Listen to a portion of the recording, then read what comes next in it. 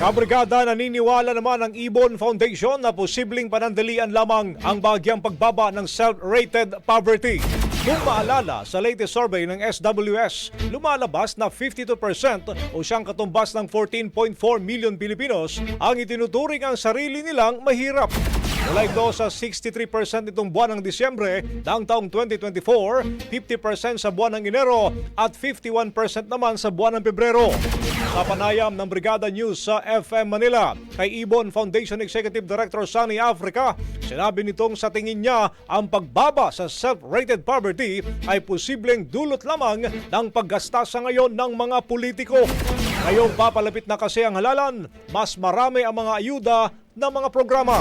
Kagaya rin ito ang pagbaba sa bilang ng mga unemployed Filipinos. Kanya marami ring mga nagtatrabaho dahil sa election season.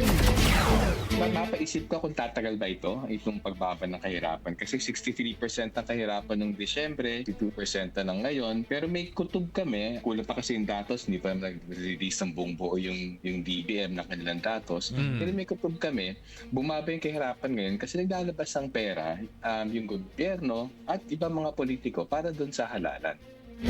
Ang tinig ni Ibon Foundation Executive Director Sunny Africa. Brigada Balita Nationwide. Ang bahaging ito ay hatid sa atin ng Yummyvit ES2 Oral Drops. Simulang tuparin ang pangarap ng iyong anak. And stunting now,